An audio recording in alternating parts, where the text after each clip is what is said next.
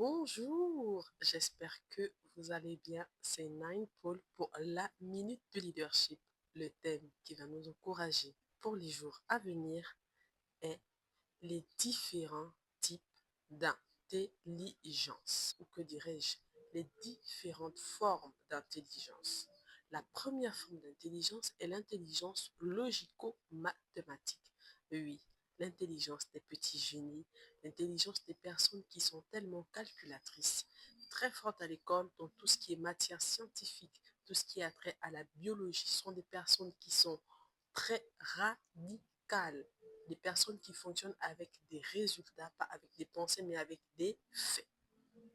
Ce sont des personnes qui vont exceller dans les matières mathématiques, donc tous les métiers qui vont toucher à ce qui est ingénierie, vous aurez compris, imagerie médicale, etc., c'est vraiment des purs scientifiques. Et ce genre de personnes, lorsqu'elles se retrouvent dans des filières de langue, des filières littéraires, ne sont en généralement pas à l'aise. La deuxième forme d'intelligence, l'intelligence verbo-linguistique. Ce sont des personnes, lorsqu'elles sont dotées de ce type d'intelligence ou de cette forme d'intelligence, je dirais, qui sont très attraits aux langues. C'est-à-dire tout pour elles, pour ces personnes-là, bien sûr, sont conduits par le langage, la facilité de comprendre les autres, de s'exprimer. Ce sont des personnes qui s'expriment excellemment bien, ou que dirais-je, excellemment très bien. Elles ont la facilité de parler, la facilité de s'impliquer, la facilité de se joindre dans le mood des autres, capacités relationnelles très avancées. Ce sont des personnes, lorsque vous allez les mettre dans un cadre où on ne parle pas trop, où il n'y a pas trop de communication verbale, elles ne se sentent littéralement pas à l'aise. Elles sont très assises dans les matières comme les langues, l'anglais, l'espagnol. En général, si elles ne sont pas dans des séries littéraires, elles ne sont pas du tout performantes. Troisième forme d'intelligence, l'intelligence musicale rythmique. Ce sont des personnes qui aiment la musique. Elles sont très fortes dans les mélodies. Et lorsqu'elles se retrouvent, même pour certaines personnes, dans des séries littéraires, elles aiment tout traduire par la musique. Lorsqu'elles révisent, par exemple, vous allez dire x plus x est égal à 2x, elles vont trouver une mélodie. Et c'est ça qui leur permet de retenir facilement leurs cours. Ce sont des personnes qui peuvent littéralement étudier dans le bruit. Vous pouvez mettre de la musique à gauche, à droite, les gens parlent, elles se sentent à l'aise.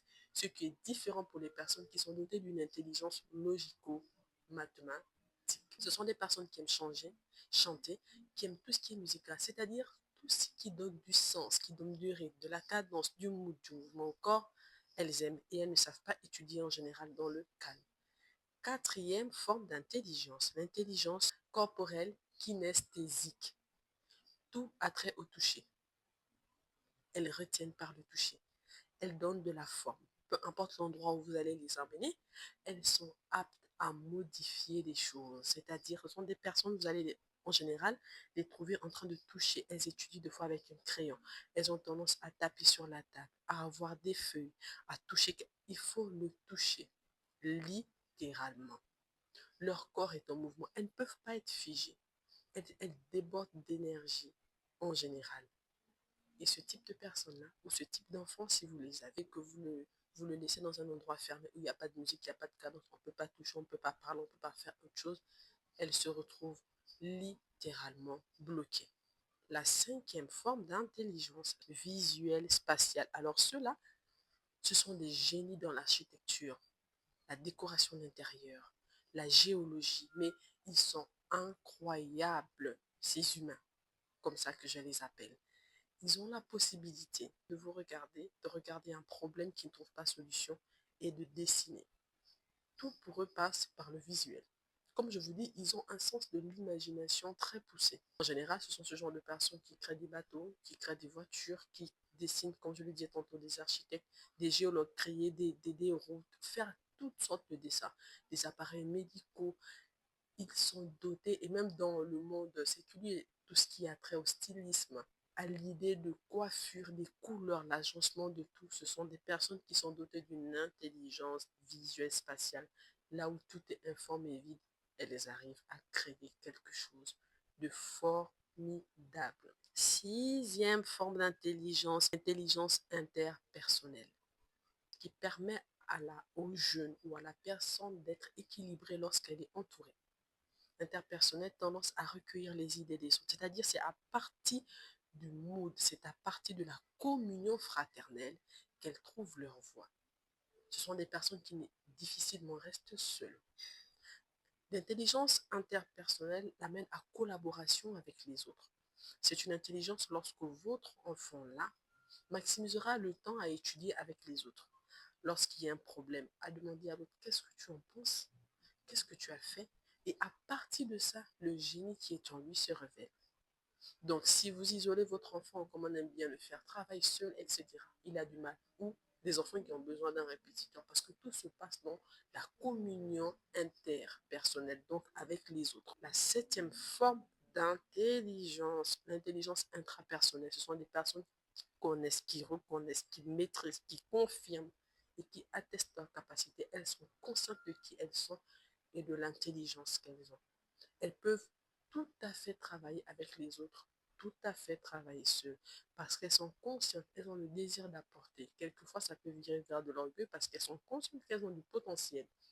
Donc, quand vous avez ce genre d'enfant, vous ne voyez pas trop de tracasseries. Ce sont des gens qui sont facilement brillants, excellemment forts à l'école, sans avoir forcément besoin d'aide comme les autres. Pas parce que les autres sont faibles, mais parce que ce n'est pas une intelligence que les autres ont. Et dernièrement, la huitième forme d'intelligence, l'intelligence naturaliste écologique. Ce sont des personnes qui sont très bonnes poètes, chimistes, biologie. Elles aiment tout ce qui est laboratoire. Vous allez voir, j'avais mon petit frère à une époque, il voit un lézard passer, il tue le lézard, il va prendre les seringues parce que ma maman est dans le domaine médical, il va prendre des seringues, il va prendre le bistouri, il va ouvrir. Ce sont des personnes qui sont facilement chirurgiens, biologistes, chimistes, tout ce qui a trait à la nature, ingénieurs, pétrole, ils se sentent à l'aise dans un milieu écologique. Et ce genre d'enfants, vous n'allez pas les confondre aux enfants logico-mathématiques, et etc., et etc. Chaque enfant a une intelligence particulière.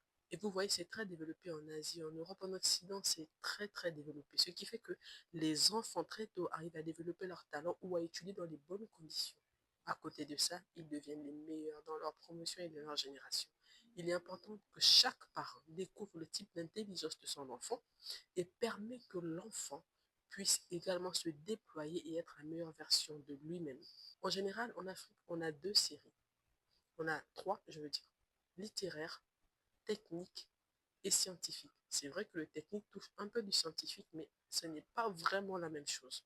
Alors, si vous envoyez votre enfant dans une série littéraire alors qu'il a une intelligence logico-mathématique, ça cause un problème. Lorsque vous envoyez votre enfant dans une série technique alors que l'intelligence est linguistique, il y a un problème. Veuillez cerner le type d'intelligence qu'ont vos enfants et ainsi vous déployerez le meilleur d'eux-mêmes. Que le Seigneur vous bénisse. Bye bye.